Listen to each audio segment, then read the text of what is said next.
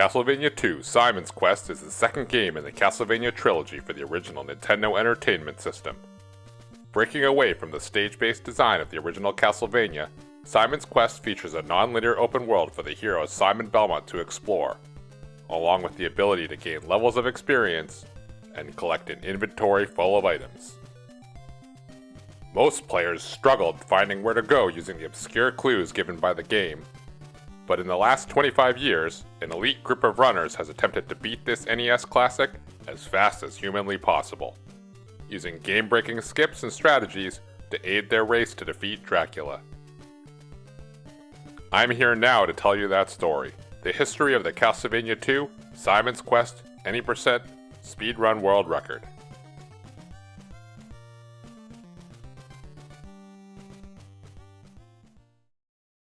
Players have likely been trying to quickly beat Simon's Quest as early as the game's release, but the earliest known recordings of attempts came in the form of a speedrunning contest sponsored by Zophar of Zophar's Domain in June of 1999. Back before capture cards and bandwidth were widely available, making gameplay video recordings of speedruns commonplace, a very early emulator called Nesticle was used to record controller inputs, frame by frame, starting from a save state. This primitive means of recording a run was called an NSM, and this allowed players to share much smaller files, showcasing their game accomplishments. Zophar sponsored several Nintendo speedrun contests, one of which was for Castlevania II. He wanted to see which member of his community could beat his favorite Castlevania the fastest, with a prize given to the winner. That winner's name was Chris Sand. So how did Chris go about beating Simon's Quest and ultimately winning the contest? To finish the game, you need to venture into 5 mansions, collect Dracula's body parts, and then find your way to Castlevania to resurrect and defeat Dracula. The game starts in the town of Jova. 2 of the items the player needs to progress through the game are here, the Holy Water and the White Crystal. Players start the game with 50 hearts, and the player needs 100 to buy both items. Merchants and towns are only accessible during the daytime, so Chris spends the first day just outside town, and the first night defeating zombies building hearts to buy both items. After getting maximum hearts, as soon as the morning sun returns, he buys both items and heads right out of town to get to the next town, Viros.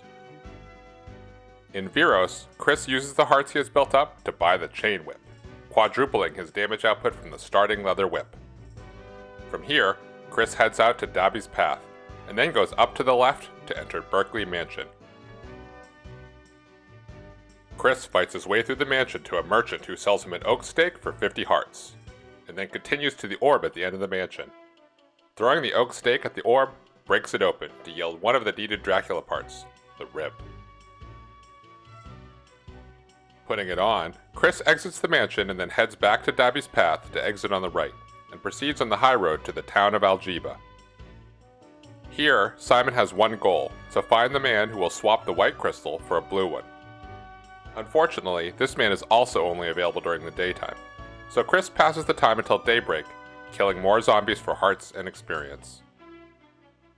Once the man is awake, he exchanges the crystal, makes a pit stop to buy some laurels, then heads back left and down. By kneeling for several seconds with the blue crystal at the lake, the screen lowers to reveal a path to Rover Mansion. In Rover, Chris immediately heads right through the fake blocks leading to the oak stake merchant and the orb. Popping the orb nets Dracula's heart. Chris hurries out of the mansion, leveling up on the way. With the heart in hand and the right side of the overworld now complete, Chris returns to Jova to do the left side of the map. Fighting through the swamp and lizard men, Chris equips the heart before talking to the ferryman, who shows him the way to the third mansion, Brahms. Brahms has spear knights and gargoyles patrolling its floors, and the RNG movement of these enemies forces Chris to lose a life.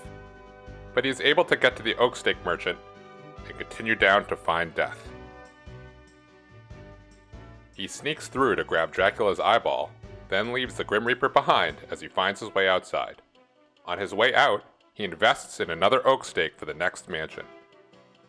Returning to the ferryman, Chris takes a short ride back and forth to drop him off outside the town of Alba, where he can exchange his blue crystal for a red one.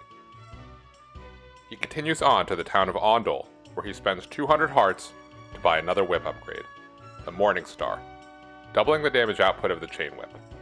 Exiting left from Ondol, he reaches Deborah Cliff, an infamous obscure sticking point for the casual player. By equipping the red crystal and kneeling, a tornado whisks Simon away to the final area, right in front of Bodley Mansion. Since he already purchased an extra stake in the last mansion, Chris is able to immediately head through the secret passage hidden in the block wall to the section of the mansion containing Dracula's nail, bypassing much of Bodley. After leaving Bodley, Chris heads left and takes a death at a lake. Then again equips the crystal to open a path to the final mansion, Laruba. He stops in at a wandering merchant who gives his Morning Star the power to burn away evil, upgrading to the final Flame Whip. Then he fights his way through to the mansion, using the laurels he previously purchased to aid him through the swamp.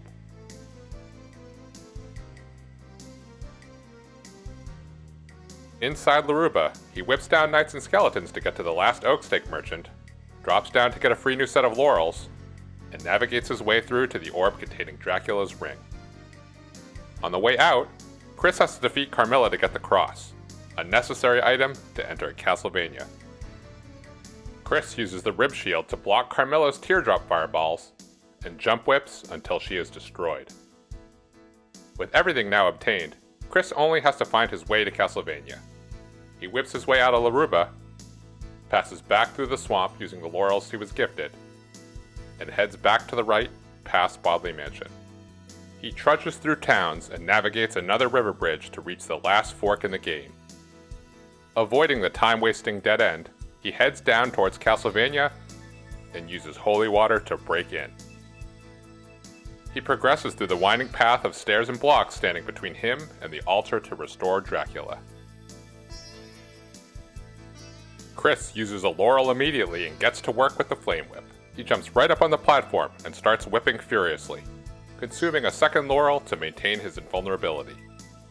Only moments later, Dracula is engulfed in a large flame.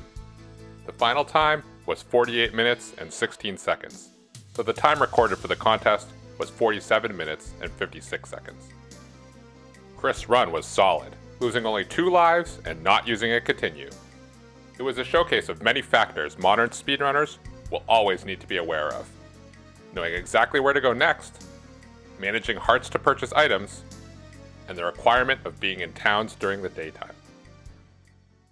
In the early 2000s, speedrunners would also record their runs on VHS tapes and send them to a site called TwinGalaxies for verification. One such runner was Mike Morrow, notable for being a Super Mario Bros. Speedrunner. Though no video evidence is publicly available, he was verified by TwinGalaxies on January 25, 2005, completing the game with a time of 47 minutes and 7 seconds. About a year later, in 2006, runners started having conversations on the forums of Speed Demos archives with the goal of cutting a rundown to under 40 minutes. Potential runners would similarly send videos of their runs to SDA for review and verification to be published. The earliest confirmable submission to SDA, making a run at sub 40, was by a runner named Thomas Mallory Jr. in November of 2008. Thomas started his run by immediately going left out of Jova and defeating the Lizardmen. His goal? To collect 13 heart drops, yielding 52 hearts, just enough to purchase both the holy water and the white crystal. It requires precise timing to connect with the 4 whips needed to destroy the Lizardmen and minimize the damage Simon takes, and even then, Thomas is forced to take a death. The Lizardmen don't always drop hearts, so runners need to also simply be lucky. Many runs either end in the initial heart grind, or if enemies throughout the run don't cough up enough hearts. Thomas is able to get the needed drops during the first day, and heads to the shopkeepers to buy the items before heading to Veros. It's nighttime when he's almost at Veros, so to utilize the time, he farms skeletons here. Making his way to the Chain Whip merchant door, he heads in to buy it as soon as daylight hits. This new starting route, called the Lizard Man grind, saves about a minute and a half. The runners have to get lucky. Sometimes, the enemies just don't drop enough hearts, and the run dies. Thomas proceeds through Dabby's path, but instead of going left to Berkeley, he goes right towards Algeba, making a quick pit stop to grab the Sacred Flame. He's able to swap for the blue crystal while it's still daytime, then goes down and completes Rover Mansion for the heart.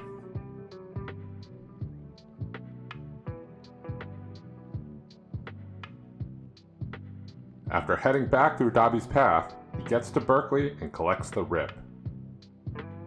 Due to the faster lizard grind and not losing a day-night cycle, Thomas is back at Jova during the daytime and more than 5 minutes ahead. In Brahms, Thomas takes the time to whip down Death to get the golden knife,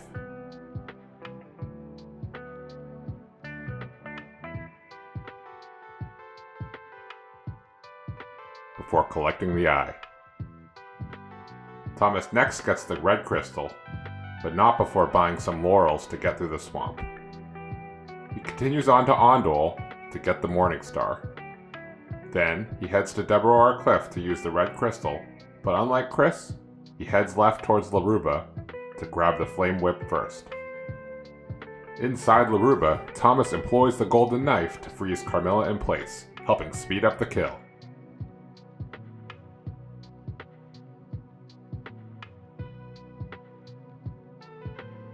He returns to Bodley the way he came, making use of a whip jump to climb out of the lake. When Simon whips at the peak of his jump, he can get an extra bit of height, allowing him to jump up at a height of 3 blocks instead of 2. Used in the right places, this jump can save quite a bit of time. He breezes through the last mansion, collecting the last of the 5 body parts. Leaving Bodley, Thomas makes good use of the golden knife.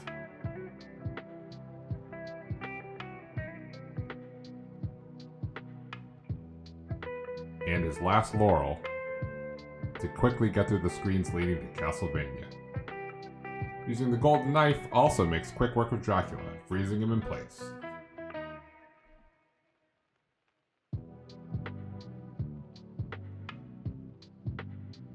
The final time after Dracula burns was 41 minutes and 48 seconds. Changing up the initial grind, the order of the mansions, and using the golden knife for the last half of the game was enough to save over 6.5 minutes. Thomas' run would stand for almost 4 years. At that time, in 2012, runners were still trying to discover ways to get under the elusive 40-minute mark.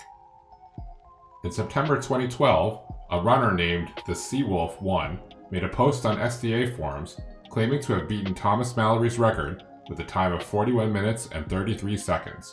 The no video was submitted or available. 3 months later, on December 7th, 2012, the Seawolf would definitively take the record. In this run, the Seawolf started the same way, grinding lizardmen to get hearts for the holy water and white crystal, then farming skeletons before buying the chain whip. He also heads through Dobby's path, but skips collecting the sacred flame, instead heading straight for the blue crystal. Once there, the Seawolf has to try many times, but is able to pull off what the speedrunning community calls a floor drop. Discovered as early as 2005 by a task runner named Walker Bow, he discovered by positioning Simon on the edge of a block, with a landing surface exactly 2 blocks below, and then whipping as Simon walks forward and falls. Sometimes, Simon would fall through the floor. At the time, both TAS and RTA runners did not understand the mechanics of the floor drop, so they would simply repeatedly walk off the edge of a block and whip until it worked. The Seawolf used the trick to skip walking back through the entire town of Algeba. He's able to do another floor drop, this time on the first try, to bypass a large downward stair climb on the way to Rover Mansion, saving another chunk of time. He executes yet another floor drop to save even more time exiting Rover. His Berkeley Mansion goes roughly the same as Thomas' run. By the time he's collected the rib, he's over a minute ahead. A couple more floor drops were done in Brahms. The first skips by a troublesome pair of demons and a spear knight, and the second skips past several spear knights into Death's boss room. The jump to skip into Death's room is a precise 3-frame window. Jump too early, and Simon dies.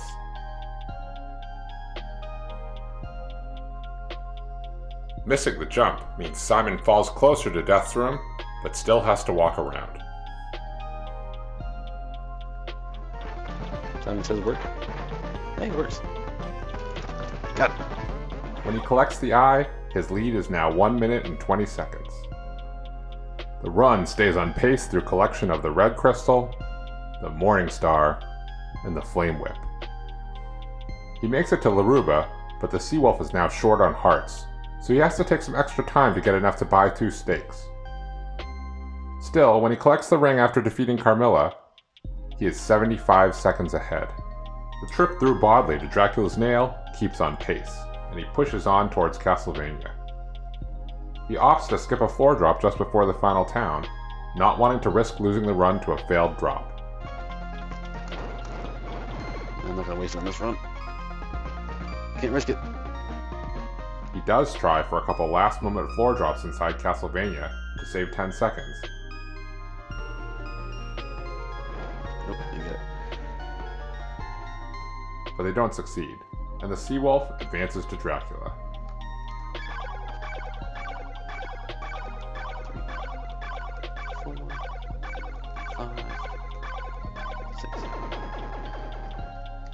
Six golden knives later, the game is completed with a final time of 40 minutes and 17 seconds, easily within spitting distance of a sub 40. Unfortunately, this is as close as the Seawolf 1 would get, but he would hold the world record for 1 year to the day. On September 9th, 2013, a runner named Zombie Train made a post on the SDA forums declaring they had successfully achieved a sub 40 run with a time of 39 minutes and 50 seconds. According to their post, the real time saver in this is dying an extra time in the first town. You grind your 13 hearts, get the crystal and holy water, then die until you can continue. This gives you an extra life going forward, which allows you to skip buying laurels when purchasing the Morning Star. 4 days later, on September 13th, they made another post claiming a time of 39 minutes and 32 seconds. In this run, according to Zombie Train, basically, you use the purple block trick to get to the Ring Mansion, leave via the left side of the screen, get put in the wall in the Heart Mansion, jump up to get parallel with the Pikeman there, and use holy water to smash out of the wall and pick up a book talking about the garlic item. It continues, I knew I'd get another record after I found it, so I played again, got the new record of 39:32. For both of these runs, the video evidence was not available, but 2 months later, on November 2nd, Zombie Train would improve even further, this time with video evidence. In Zombie Train's run, he starts getting a lead when he gets the floor drop after the blue crystal, much faster than the Seawolf, but loses that time gain when he doesn't get the floor drop heading to Rover. Inside Rover Mansion, Zombie Train does what runners call the purple block skip. After buying the oak stake, he uses the moving purple blocks to push Simon towards the edge of the screen, causing the game to glitch and warp Simon to an entirely different mansion. After this, Simon exits from the glitched mansion area to find himself back in Rover, but stuck inside a wall close to Dracula's heart. By jumping, he is able to force his way out and fall back down to the orb. Then, after falling from the orb room back to the purple blocks, he performs the warp again, this time exiting out the right side from the warp mansion, and now Simon is outside Rover.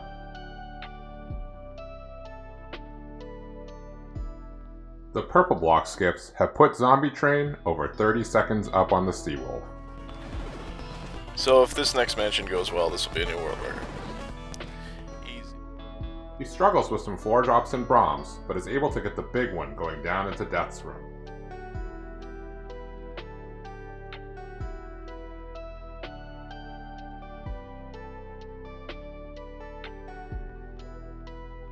In the death fight, Zombie Train employs a new trick, the Holy Water crit. By tossing a holy water in a way that it does damage on the same frame it's disappearing, the holy water does a tremendous 185 damage, capable of one-shotting death. Zombie Train is still about 20 seconds ahead when he collects the eye, and by controlling his extra lives count, as mentioned in his forum post, he is able to skip the laurel shot before getting the red crystal, boosting his lead back up to 35 seconds.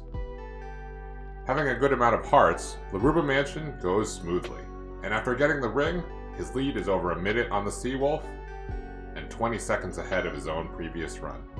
He stays on pace getting Dracula's nail from Bodley, and hits one more time-saving floor drop heading to Castlevania. Connecting with the Golden Knives, Zombie Train finishes Dracula in his run with a time of 38 minutes and 59 seconds. Zombie Train held the world record from September to December 2013.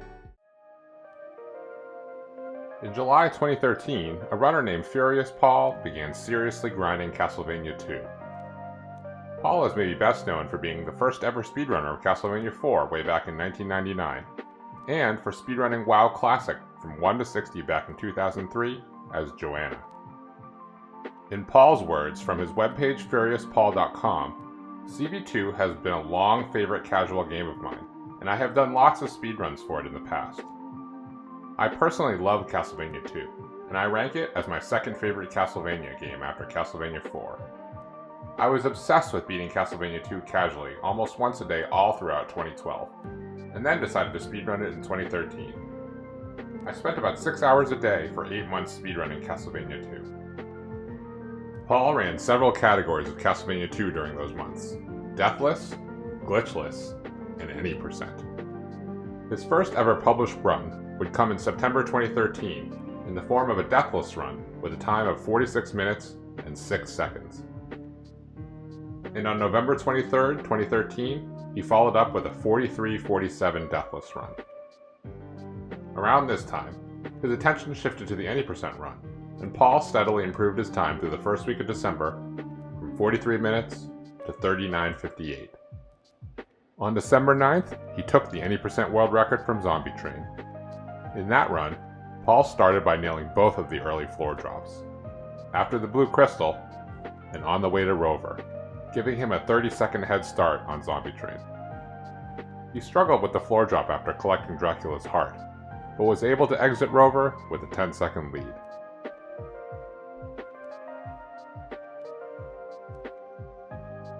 He stayed on pace throughout Berkeley, and entered Brahms keeping that lead.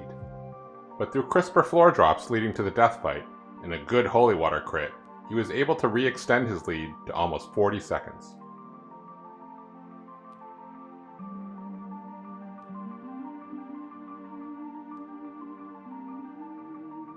Proceeding to the red crystal in the Morning Star, Paul kept up a good pace, and on entering Laruba, his lead was up to 45 seconds.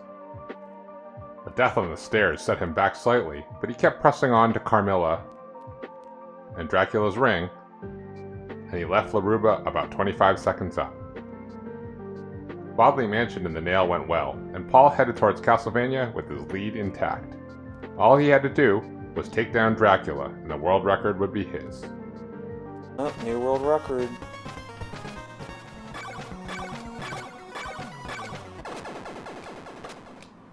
Dracula fell again to 6 golden knife throws, and the world record was now Paul's, with a time of 38 minutes and 37 seconds. Oh, that's the fastest Castlevania 2 has ever been done. Single segment. New world record right there. I'm no longer tied with the world record. I officially have the only world record in this game now. Paul had previously tied Zombie Train's world record, as evidenced by his splits and his own self-commentary. But video evidence of this older run appears to be lost. If it'll take me years to do it, I'll do it. I'm getting a 37 something. It's gonna be tough though. Paul did continue to drive down his world record time in the next 2 months, wanting to claim the 37 he had determined as his goal. His next record would come only 6 days later, on December 15th. This run stayed at a very similar pace all the way to Carmilla, but due to favorable heart drops, he didn't have to spend any extra time farming for hearts for another stake before leaving Laruba. The result is Paul was able to leave Bodley about 30 seconds ahead of his own record. A death to a Lizardman fireball set him back a few seconds, but Paul pushed on to Castlevania just under 30 seconds up. One final floor drop in Castlevania bought him a few more seconds before heading into Dracula. The time was 38 minutes and 4 seconds, just short of Paul's goal. If I would have got that last floor drop, it would have been game right there. Or not have died, too. Another 5 days later, on December 20th, Paul would push the record even further. With some struggles in the first half of the run, getting floor drops on the way to Rover, and also in the mansion on the way to death, Paul was about 6 seconds behind after getting the Holy Water crit on the Grim Reaper. He chose not to farm for hearts, and was just barely able to get the 200 needed to purchase the Morningstar. I'm not going to grind. Just going to keep going. He ended up slightly ahead of his world record after getting the whip upgrade and heading to Deborah Cliff. After killing Carmilla, his lead was up to 12 seconds. With plenty of hearts, he was able to buy his second oak stake and quickly leave the mansion. After grabbing the nail in Bodley, he was still on this pace, but took an unfortunate death to a Medusa, setting him back a few seconds. To make matters worse, he ran out of hearts in the next town, and was forced to use the whip for the last few areas before Castlevania.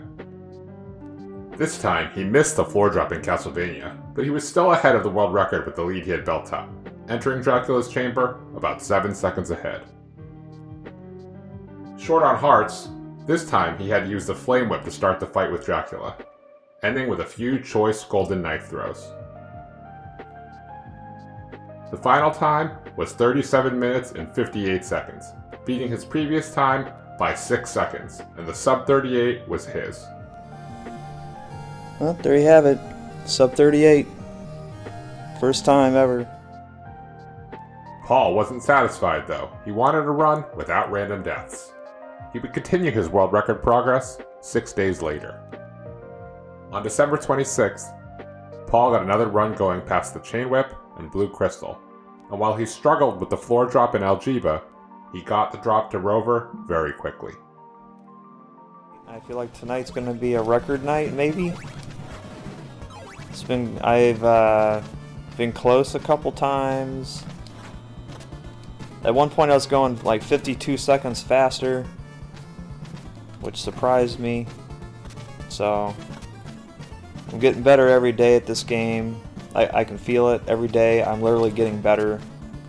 That's one of the reasons why I love to keep playing this game. As long as I can feel myself continue to get better at this game, I will keep playing it. The purple block skips went smoothly, and this time, Paul bought a second stake before leaving Rover, setting himself up to save over 10 seconds when collecting the rib in Berkeley. Unfortunately, Paul took several stray hits, and he was forced to jump through the swamp after heading left from Jova, essentially erasing his lead.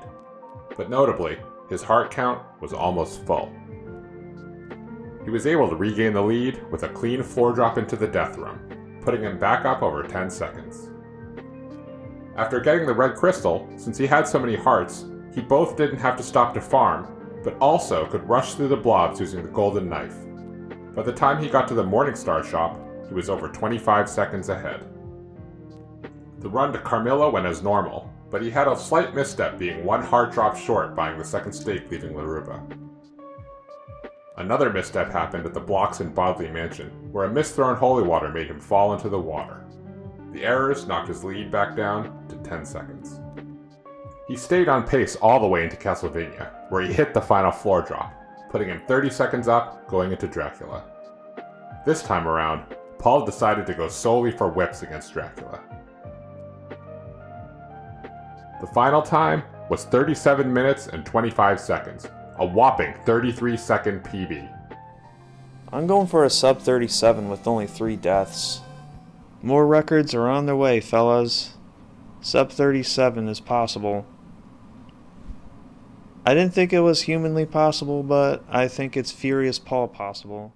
The momentum was there, but his next world record wouldn't come for another month. At the end of January on the 27th, Paul got another one going. The run started off well, with Paul quickly hitting the Algeba floor drop, and then getting the woods drop on the first attempt, putting him 18 seconds up entering Rover. This time, though, he didn't get enough hearts to bank another oak stake. It's one of those runs that don't have any hearts. I get the floor drops, but don't got hearts. Of course. He was up a good 30 seconds going into Berkeley, but would have to purchase the oak stake, effectively making his lead around 20 seconds. By the time he got the rib and left the mansion, he was 18 seconds up. This time, he didn't have to jump through the swamp, but he was fighting heart count trouble to have enough for the Morningstar. Okay, I see my hearts 178. That's just okay. He was able to enter Brahms with a 40-second lead. Inside the mansion, he had some trouble getting the death floor drop, and missed the exit jump, forcing him to walk around.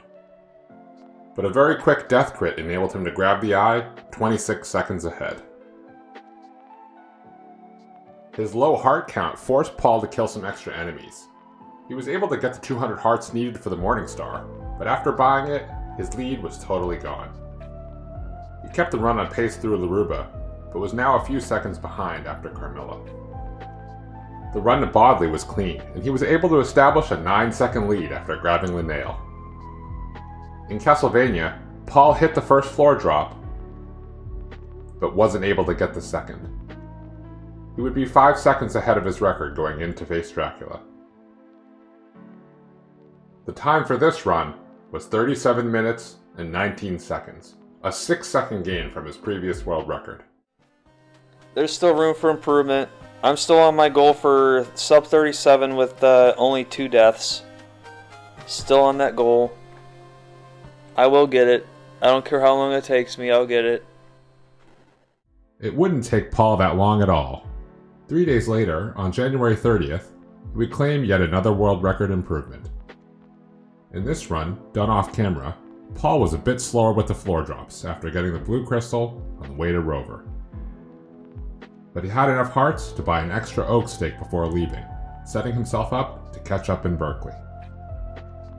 The walk to Brahms yielded lots of heart drops, and he already had 216 at the ferry. Once inside, he was able to get the partial floor drop leading to death very quickly. But he was still about 10 seconds behind after getting the eye. A single hit away from dying, Paul carefully exited the mansion towards the red crystal, and made his way to Ondol to grab the Morningstar. Because he didn't have to take extra time farming, he was now about 14 seconds ahead of his previous world record. Now with full health, he was able to run straight ahead to the tornado. After Carmilla was defeated, his lead was up to 18 seconds at the orb containing Dracula's ring. He gained a little more time on the way to Dracula's nail, bringing his lead to just under 20 seconds. The run was on pace to get his sub 37, if he could bring it home in Castlevania. He hit the floor drop leading towards the final town, giving him some additional cushion. And another one in the first part of Castlevania. Unfortunately, he couldn't get the very last floor drop. Would his lead be enough to break the 37 barrier?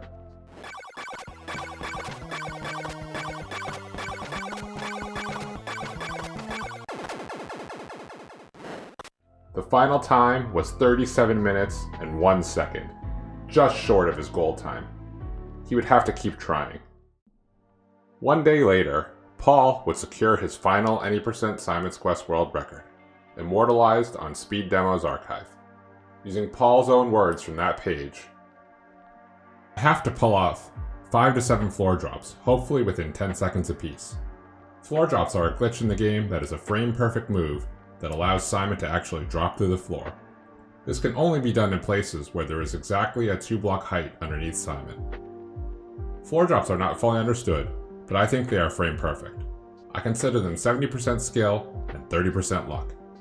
I've noticed I slowly got better at them over time. In Rover Mansion, Heart Mansion, close to the steak merchant, There is 2 purple blocks that go back and forth.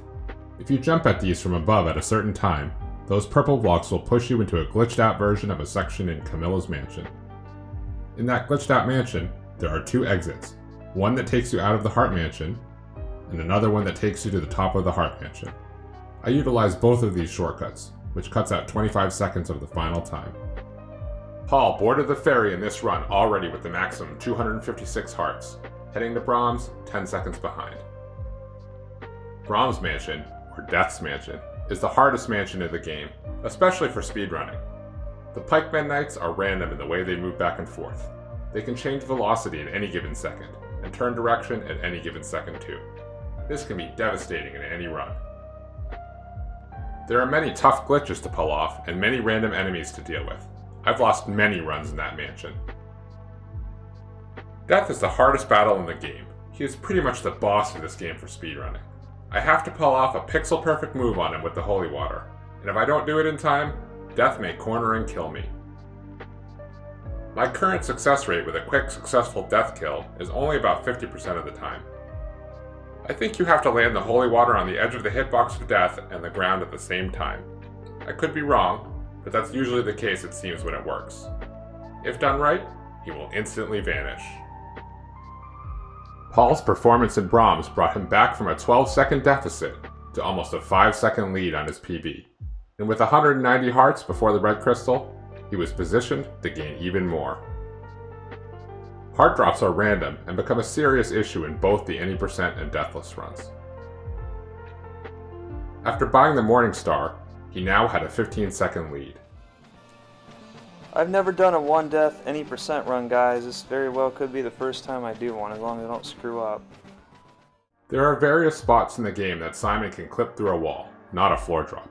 1 after obtaining the Flame Whip, and 2 at the water passages where Simon whip jumps upward bypassing the steps. Paul maintained the 15-second lead after getting the cross from Carmilla, but only had 32 hearts. He needed 18 more to get the stake before Bodley, or 5 drops. The extra grind set him back 5 seconds, knocking the lead down to about 10. I've never been this far with only 1 death. Paul unfortunately wouldn't be able to close the run out with only 1 death, as he took an accidental hit to a ghost. With a lead of 12 seconds entering Castlevania, Paul was frustrated but determined. He missed the first floor drop, but hit the second. There is 2 ways to fight Dracula during a speedrun. First and easiest method is to use the golden dagger on him 6 times. Second method, which requires simply whipping him. Whipping requires way more skill, and is a lot harder to pull off. Whipping 100% correctly is 2 seconds faster though. The time was 36 minutes and 52 seconds. Having achieved his goal of sub 37, Paul made a post on SDA forums, updating his personal goal to sub 3640. That was my goal. I actually did accomplish it, I guess, actually. Sub 37 with 2 deaths. Man, I was gonna have 1. I've never did a 1 death any percent run, and I fucked up right there at the end. Paul sadly passed away in April 2024, but the legacy of his Castlevania speedruns has lived on through runners that have followed in his footsteps. It would take entirely new breakthrough strategies and 8 months for anyone to dethrone Paul's record. In the second half of 2014, a rivalry between 2 legendary Castlevania speedrunners was ignited in the arena of Simon's Quest Any Percent. Those 2 runners were JC and K-Mac. At the time, K-Mac was the world record holder for Castlevania 1, and JC was the world record holder for Battletoads. JC had been working on tool-assisted studies of Castlevania 2, and on August 31st, 2014, he was able to apply his learnings to get a solid run of 40 minutes and 4 seconds. A week later, on September 7th, he improved his personal best to a 38:01. In the next week, he continued working on his tasks, trying to determine even better routes. Around this time, JC and a member of his chat named Z Brannigan had attempted to crack the mechanics of floor drops, which up to this point had seemed entirely random. Using the emulator FCEUX, they discovered that there were 32 different possible memory values for Simon's Y position. and every move Simon made that changed the Y position, like jumping or climbing onto stairs, consistently modified the memory value, either by increasing it by a set amount or resetting it to 0. Most importantly, they also noticed that only Y position memory values of 0, 8, and 16 consistently resulted in a floor drop at 100% rate. So now runners could plan their route to manipulate Simon's Y position and vastly increase their chances of getting floor drops.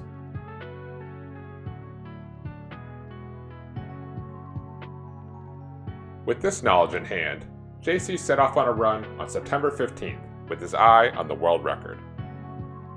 The new technique was immediately utilized in the run, with JC executing floor drops to get to the Lizardman grind faster, and once again to leave Jova. He went on to hit the 2 drops after the blue crystal swap, and in the woods on the way to the rover, on the first try using the Y position manipulation, giving him a 15-second lead on Paul. Once inside, JC had a new method of doing the purple block skip that avoided doubling back after purchasing the oak stake, bumping his lead up to over 20 seconds.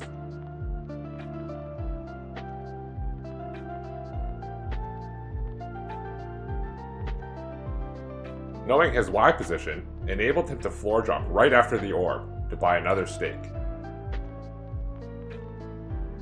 Then JC did another version of the purple block skip to exit rover, and his lead increased to 37 seconds. The run stayed on pace through most of Berkeley Mansion, aside from further usage of the Y position value to get some easier floor drops. JC continued on to the Ferryman, maintaining a 35-second lead with a comfortable 230 heart count. Inside Brahms, JC had some trouble getting the floor drop skip into death, and once he did get the first one, he missed the jump and had to walk around. By the time he connected with his Holy Water crit, his lead was down to 5 seconds. He fumbled a jump climbing up from the death fight, and tried to make it up using a new trick called Death's Mansion Skip. Discovered by a runner named Travis Miller, it had the potential to save 20 seconds. By quickly jumping up through the blocks after the oak stake seller, Simon can clip through the blocks and emerge above them. JC exited Brahms with now over a 15-second lead. After hurrying to buy the Morningstar, JC had an entirely new route. He doubled back to the Saddam Woods and headed down to Storygoy Graveyard.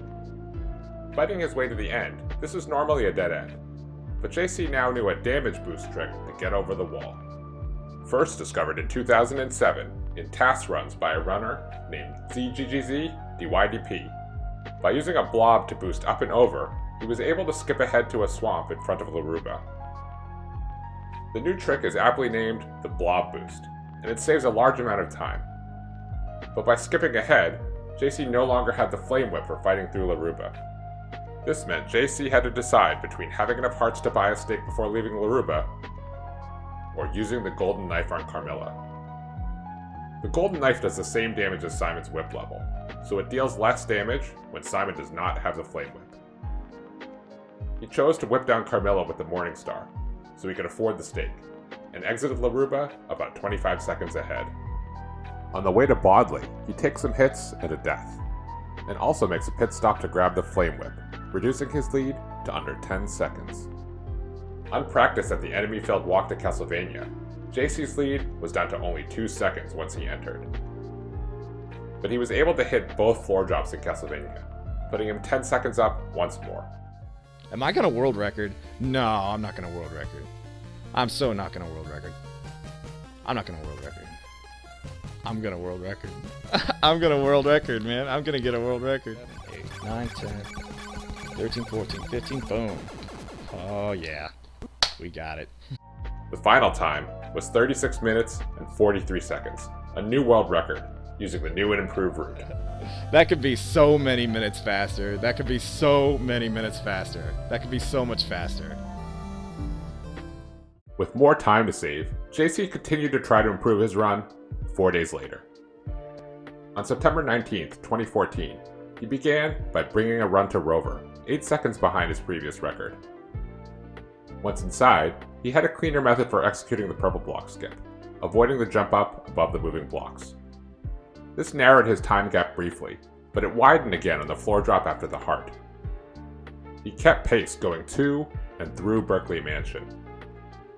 On the way to Brahms, unlike his last run, he had health in the swamp, which enabled him to walk through without slowing. And inside Brahms, he had a very clean set of floor drops leading up to death, putting him a whopping 40 seconds ahead after getting the Holy Water death crit. His lead was chipped away by a post-mansion night-day transition, and a level up. But he was still 25 seconds ahead after buying the Morning Star. JC headed to the cemetery to attempt the blob boost. It took a few tries, but JC was able to boost up over the ledge to Laruba with his lead back up to 40 seconds. He had some trouble inside the mansion, and after grabbing Dracula's ring, he was 35 seconds up. The Carmilla fight and mansion escape went well, bumping his lead back up to 40 seconds. But an unfortunate missed jump later, in Bodley, forced JC to continue, setting him back. This time, JC couldn't get any floor drops in Castlevania, but he still entered the Dracula fight 30 seconds up. The final time was 36 minutes and 14 seconds, almost a 30-second improvement on his last world record. On the same day of JC's run, K-Mac was also making great strides towards the world record. Just 3 hours after JC's 36:14, K-Mac had notched a 36:24 without even using the new blob boost route. And then 2 days later, on September 21st, K-Mac would edge out JC to grab the title with a time of 36 minutes and 13 seconds. JC didn't wait long to strike back. 2 days later, he took another run to Rover, and incorporated an extra purple block skip to exit the mansion more quickly. He continued on to the red crystal on pace, but this time, he wasn't going to buy the Morning Star. Alright, so I'm just gonna go nuts on the daggers as soon as I get out of this screen. It's not looking like I'm getting 200 in time. But that also means I'd better remember the chain whip route. Skipping this purchase helped remove much of the randomness of heart drops from the run. He blob boosted up to Laruba, but without the Morning Star, navigating the later mansions is much more difficult. Fighting Carmilla also takes significantly longer with the chain whip, but JC is able to take her down. Now without the flame whip, JC has to be careful about what enemies to fight, since he has to be conscious about hearts for the golden knife. He hit a floor drop in Castlevania, way ahead on time, but with only 8 hearts, fighting Dracula posed a challenge. Not gonna happen.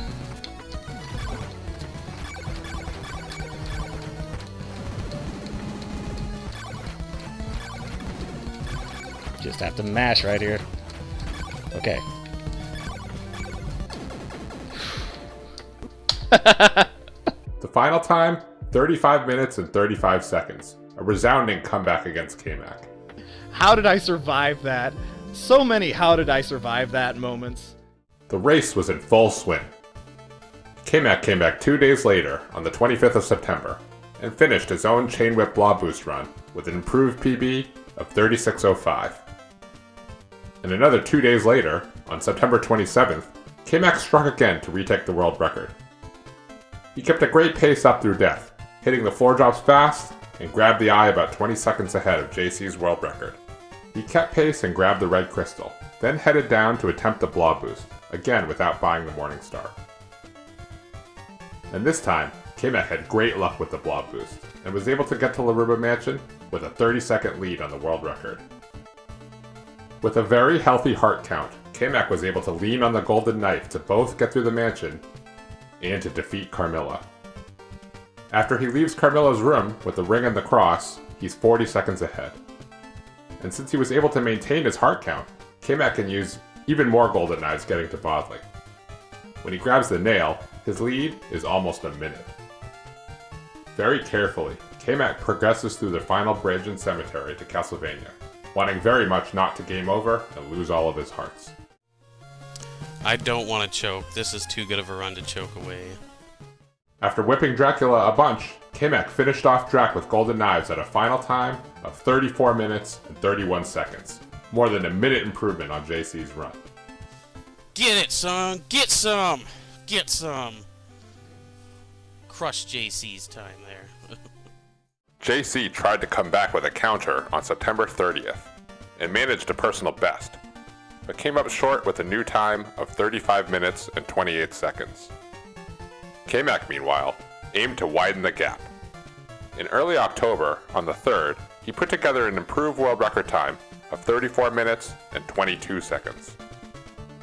And just 2 days later, on October 5th, using a new method for the initial Lizardman grind that JC had developed, he would break the 34-minute barrier. The new method, instead of fighting Lizardmen near the start of the woods, involves carefully walking and jumping back and forth to spawn only one enemy at a time, and whipping the Lizardman down before taking damage. Done properly, the grind prevents the necessary death from the original Lizardman heart farm, and removes several screen transitions, totaling time saves over 15 seconds. The new grind time save, followed by a crisp death crit, gave K-Mac a 30-second lead on his previous world record. He largely held this lead all the way to Dracula and finished the run with a time of 33 minutes and 52 seconds. Now it was JC's turn to retaliate. On October 7th, he took a run into Brahms, slightly behind, but nailed the floor drops leading into death. And the Holy Water crit, giving him a 10-second lead. He then successfully got the blob boost on the first try, putting him over 20 seconds ahead of K-Mac's world record. In Laruba, a floor drop after the Carmilla fight increased the lead to 28 seconds. JC then loses a few seconds when he accidentally activates a Laurel unnecessarily, and then he misses the floor drops in Castlevania.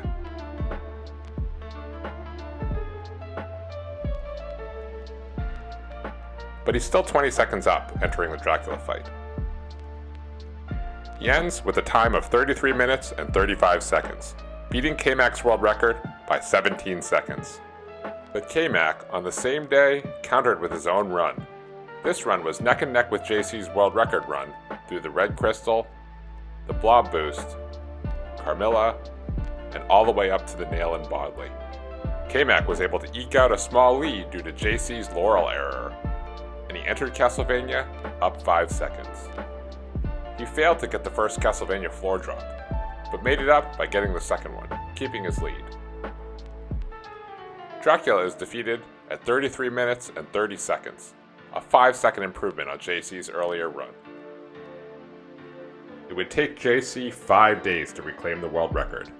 On October 12th, he took a run again on par with K-Mac into Death's Mansion, and hit the floor drops and critical hit to give him a 10-second cushion. The Blob boost went well, and he entered Laruba up 15 seconds, and with a clean Carmilla fight, he increased that gap to almost 20. Unfortunately, JC had some struggles getting into Bodley, and he now had hard count trouble. A death on the bridge leading to Castlevania erased his lead, but he was still on par with K-Mac's world record run, though he had no hearts left for the Dracula fight. This meant JC would have to fight with only the Chain Whip. This ended up being a blessing in disguise. JC was perfect, and since he didn't use the golden knife like K-Mac, his fight was 5 seconds faster, giving a final time of 33 minutes and 25 seconds. JC's record lasted for 2 whole weeks, before K-Mac went wild with 3 world records on the same day, according to a post on the SDA forums. On October 26th, K-Mac secured first a 33:23, then a 33:16. Video evidence for these first 2 runs was not submitted, but the final run of the day was. In that final run, K-Mac was 15 seconds down after getting the nail in Bodley, but was able to make up all the time on the trip to Castlevania. All the floor drops have to get hit. And hit them he did. Leading into Dracula, he was able to gain almost 20 seconds.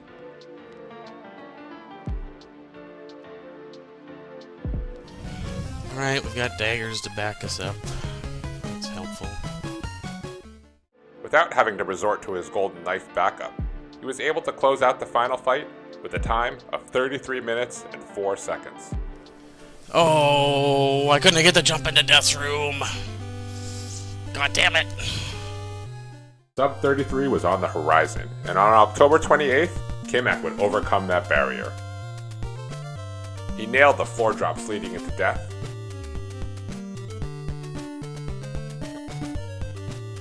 he scored the critical hit. He got the blob boost on the first try. His performance in Laruba was much improved. When he collected the ring and the nail, he had over a 25-second lead on his world record. All he had to do was close out the trip to Castlevania and hit all the floor drops to get the sub 33. He hit the drop on the stairs leading down to the cemetery. And the first one in Castlevania on the first try. He struggled briefly with the second floor drop, but eventually got it, still about 20 seconds ahead.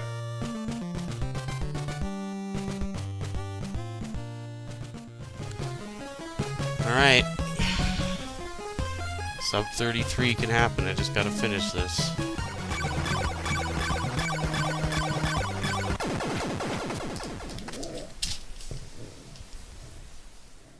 After many chain whip strikes, the final time was 32 minutes and 47 seconds. Man, finally happened. I'm not done yet, but I am not touching this game for a while. This would be K-Mac's final world record. The run concluded the fiery 6-week rivalry that saw the world record drop from almost 37 minutes to under 33. The record stood for over 8 months until July 2015. A new runner, JaguarKing, now best known for speedrunning the Metal Gear Solid series, defeated K-Mac's world record with a time of 32 minutes and 17 seconds. The footage of the video has sadly been lost, but a post confirming the time was made on the SDA forums on July 4th, 2015. He also ran the game live at SGDQ in September 2015, showcasing his Castlevania 2 skills of floor drops, the death crit, the blob boost, and even a holy water crit kill on Dracula. The holy water crit on Dracula had been known since at least September 2014, when JC was experimenting on a chain whip Dracula fight and discovered the crit was possible, just like on Death. JaguarKing held the world record for more than 2 years, when in December 2017, JC returned to score his own holy water crit on Dracula. The final time was 31 minutes and 34 seconds. This run too had its footage unfortunately lost, when Twitch experienced a glitch in September 2018 that resulted in deletion of highlights from 2017. This was supported by a Reddit post made by someone claiming to be a Twitch employee who worked on the VOD team. Thankfully though, a clip of the ending of the run has survived. In spite of losing his last video, JC returned 9 months later to improve upon his world record. On September 2nd, 2018, JC began a run that would start an era of his near-total dominance over the Castlevania 2 any% category. After the Lizardman grind, a new chain whip grind had been developed, where nighttime zombies were farmed in Veros instead of skeletons. Farming zombies, unlike the skeletons in the woods, yields Simon's experience, often enabling a well-timed level up before the swamp left of Jova to allow directly walking through. Even more importantly, this farming method has significantly improved lag reduction, getting Simon in to buy the chain whip earlier. He continued on to the blue crystal, and floor dropped as normal to Rover. Once inside, there were improvements made to the purple block skip that allowed Simon to glitch warp through even faster. Doing this requires a multi-floor drop, also discovered in task runs by ZGGZ DYDP. When falling through a regular single floor drop, by whipping during the correct frames, Simon could fall through additional floors. Both floor drops for this trick require frame-perfect inputs. By using it here, instead of having to walk through the empty mansion area, he is able to floor drop right to the exit. He progressed nicely through Berkeley, hitting the floor drops, and moved on to Brahms. Here he executed the floor drops and the death crit, then moved on to the red crystal and the blob boost, which he hit on the very first try. Inside Laruba, JC had added even more floor drops. And similarly in Bodley, JC had added more drops, giving him a decent lead on his 31-34 run. he entered Castlevania just under the 30-minute mark, and floor dropped his way through the purple halls to Dracula.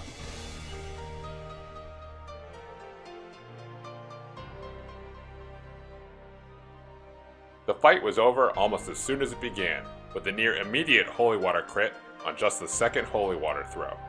The time was 31 minutes and 8 seconds. JC posted the run on YouTube with the comment, "Should I go for sub 31? Of course I should." And keep going he did. On September 20th, he brought a fight past death 3 seconds ahead due to a faster crit. He got the blob boost with a little difficulty, and defeated Carmilla to get the cross, now a little bit behind his record. He had another setback when he accidentally used a laurel instead of throwing a golden knife, but continued on to Bodley. That is totally not what I meant to do. I'm supposed to have a dagger. And once there, he hit 2 floor drops leading to the nail very fast, putting him up 8 seconds. Starved for hearts and down at Laurel, JC had to improvise to get to Castlevania. JC had one new trick up his sleeve, the quad drop. By whipping at the right times, Simon could pass through additional floors, just like in the purple block skip. The windows are very tight. The first and third floors are frame perfect, and the second and fourth floors are 2-frame windows, making the trick extremely difficult to pull off, especially just at the end of the run. But by doing this, JC was able to arrive at Dracula 10 seconds ahead. All he had to do to get sub 31 was get the Drac crit. This time, it took JC 7 throws to get the final hit, and it was just short, with a time of exactly 31 minutes. It would take JC another 2 months before he would PB again. In late November 2018, JC brought another run to death, getting the crit on the first throw, putting him up 7 seconds. He got the blob boost reasonably quickly, keeping him competitive with his world record.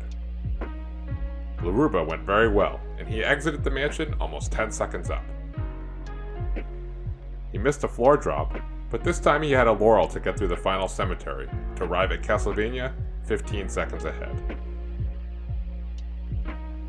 Unfortunately, this time he couldn't get the quad drop, and had to walk all the way around, erasing his lead. But he was able to get the Drac crit on the second holy water throw, netting a new world record time of 30 minutes and 58 seconds. Having obtained the sub 31, understandably giddy, JC took a well-deserved break from Castlevania 2, not to return for several years. In 2019, future Castlevania 1 world champion SPD Wolf began his Castlevania 2 journey. Starting at a 39-minute run and steadily working his way down, by the end of the year, he already had a sub 32 time. And in early 2020, he pushed it down further from 31:56 to 31:43 to 31:26, 31:14, 31:11, and then a 31:09, just a holy waters throw away from the world record. Then, on January 26, 2020, SPD Wolf entered Castlevania 2 history. This run matched pace with JC's run heading back through Jova to Brahms. He lost a little bit of ground securing the golden knife with the death crit, but an agreeable blob boost helped him catch up to the world record. He had some difficulty exiting Laruba, but Wolf knew he could make up time later. It is looking like a quad drop kind of run. He entered Castlevania almost 8 seconds behind JC's run, but just like he called it earlier, he hit the quad drop, now giving him the 8-second lead. Run is not over at all. At all.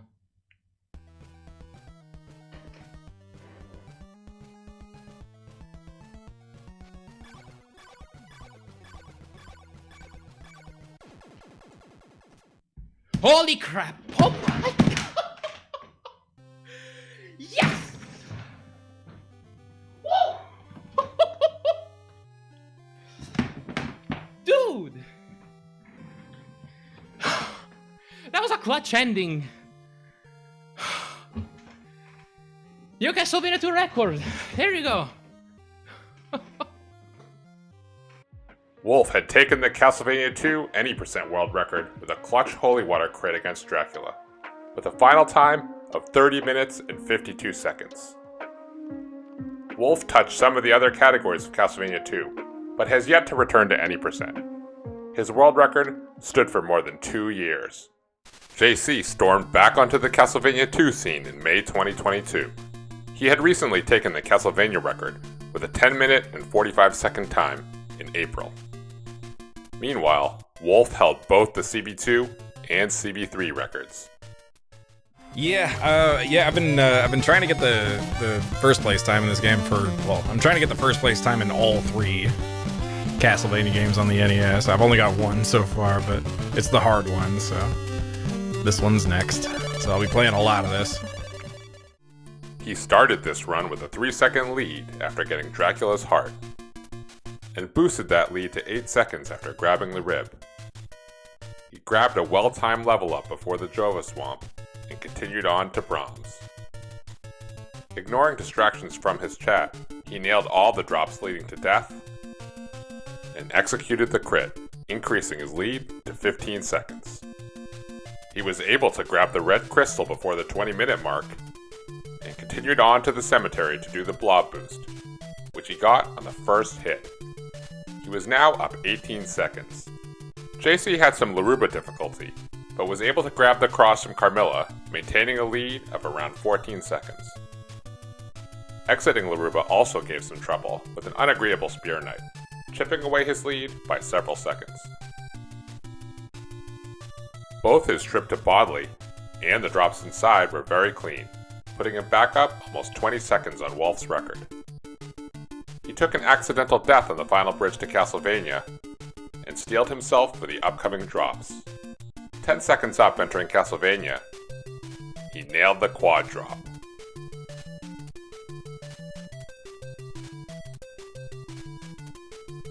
All he needed now was the final Dracula crit, which he got on the 3rd throw, giving him a final time of 30 minutes and 39 seconds. JC had claimed 2 of the 3 Castlevania NES world records. He would go on to also grab the Castlevania 3 crown in June 2022. For all of the details, see my Castlevania 3 world record history video. 6 months after attaining his last world record, JC returned to improve upon his time in November 2022. He began putting serious work and many hours into optimizing the CB2 route. His goal? To find as many lag frame savings as possible to achieve a sub-30 time. He used an emulator called BizHawk to observe the lag counter, and advanced through the game, frame by frame, to determine any potential savings he could find. One of his discoveries he called whip canceling. It had been known for some time that jumping costs 2 frames in Castlevania 2. JC wanted to see if whipping could cancel that frame loss. He determined that there was a 3-frame window that it was safe to whip cancel. Whipping just right would save 1 frame of lag, and whipping 1 frame late or early would be just even. He set out to find jumps throughout the run where whip cancels could be used, adding up to over 250 frames of saving, about 4 seconds total. Socrates, welcome aboard the J. Cruise. Hop aboard the poop deck, have a ball, enjoy your cream pie. Oh, hello. I did it. I saved 1 frame. I found a frame where you could save 1 frame. Aside from whip cancels, all of his work resulted in a total of 3,000 frames of time saved, which would translate to almost 50 seconds if he could capture it all. A few days later, on November 20th, in a run that fluctuated greatly from being 25 seconds down after getting Dracula's eyeball, to even after entering Castlevania, JC needed both the quad drop and a Dracula crit in no more than 3 holy water throws.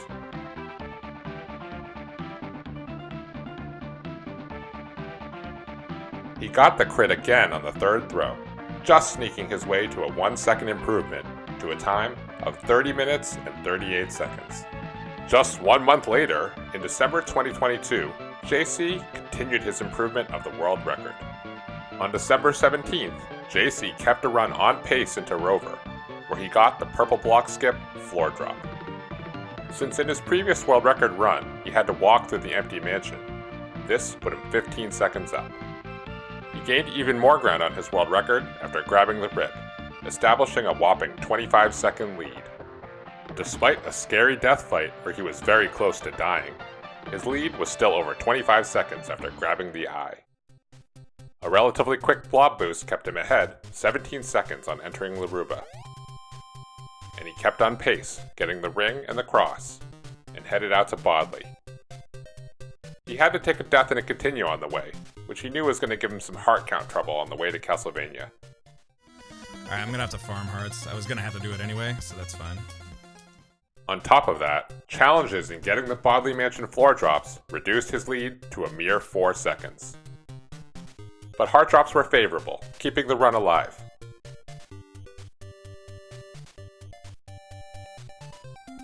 However, he missed a key floor drop leading down to the final cemetery. He was still able to enter Castlevania with a 7-second lead.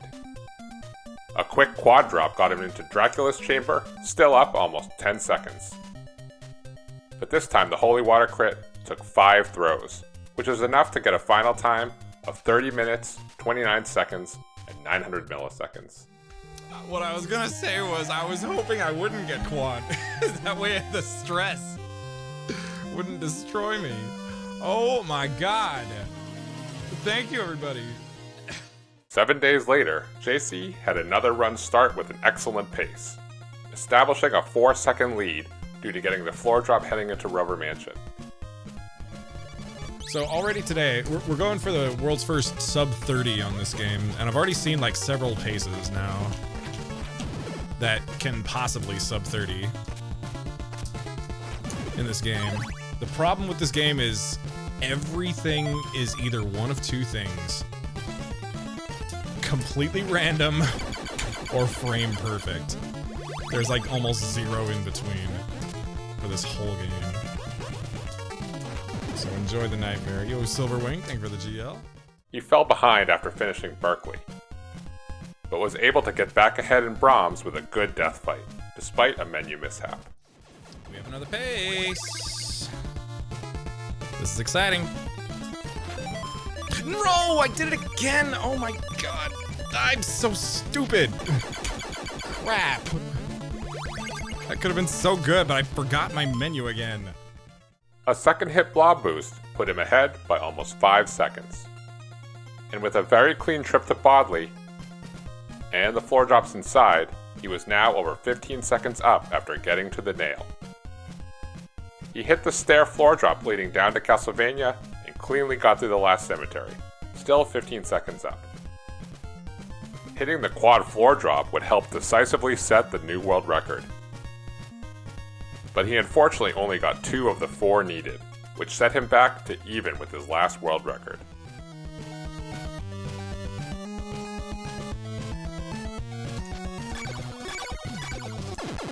Four holy water throws later, Dracula was defeated with a time of 30 minutes, 29 seconds, and 116 milliseconds. 784 milliseconds faster than his last run. You gotta be kidding me, dude.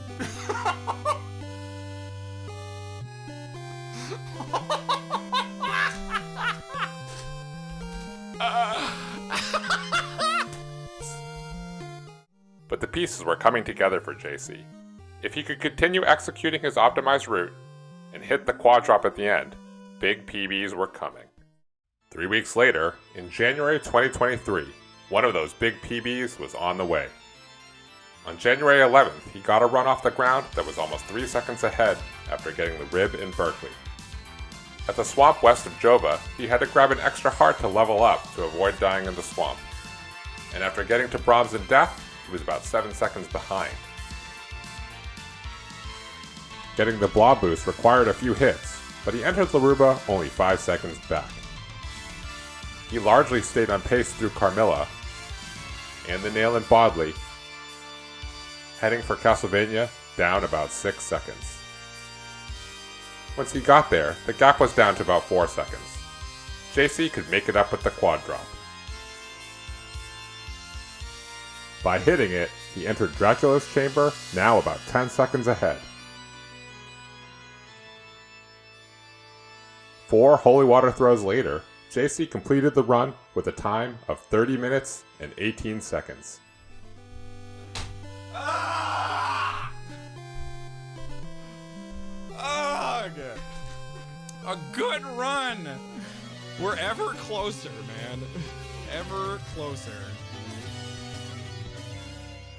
JC still had his sights set on sub 30, but where was he going to find another 18 seconds of time save? He continued his quest through February 2023. In a run on February 9th, JC had a run start off on the right foot, netting enough hearts for a double stake before exiting Rover, setting himself up for a big time save when getting the rib. By the time he exited Berkeley, he was 6 seconds ahead of his world record. This time, he didn't need to farm hearts for the swamp, so he gained even more time in the Braum split. When he got the eyeball, he was almost 20 seconds up, and even on pace for the sub 30. Okay, that's the first time I've visibly seen sub 30 on my splits. He took a death leaving Brahms, but this ended up being a good trade-off for JC, enabling the floor drop. A first hit blob boost increased his lead to 23 seconds, and you can see JC tensing up as he realizes. It's all on me now. He pushed his way through Laruba and gained another 3 seconds, widening the gap to 26.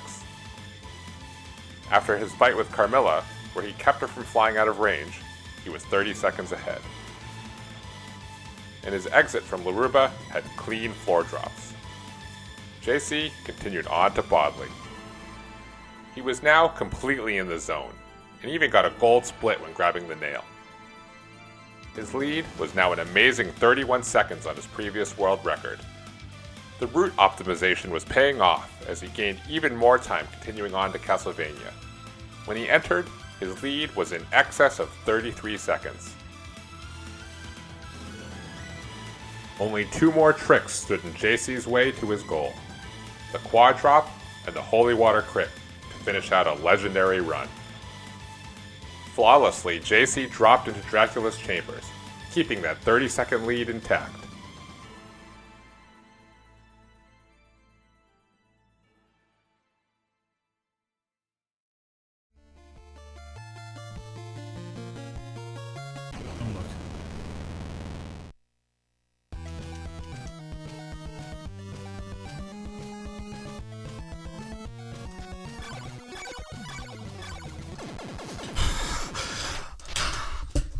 Oh my god, dude! What the fuck? Oh shit! WRGG. Oh!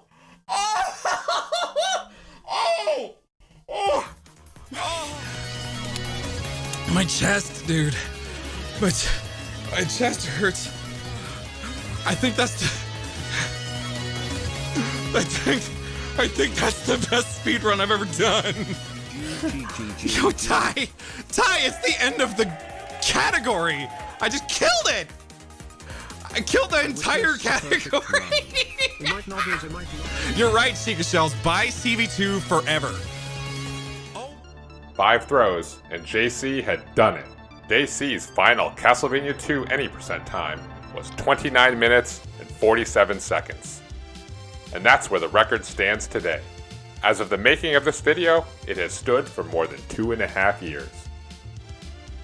The Castlevania 2 any percent run has evolved from a fast casual run way back in the late 1990s to now requiring numerous technically demanding frame-perfect glitch executions, minimizing lag throughout the run, and finally, simply getting lucky with hard drops.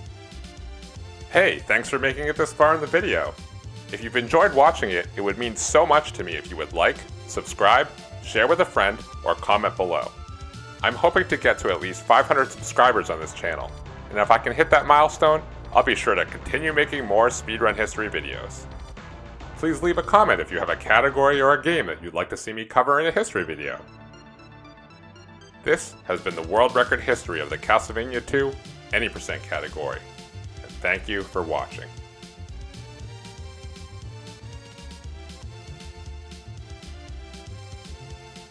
The Castlevania 2 Any% run has evolved from a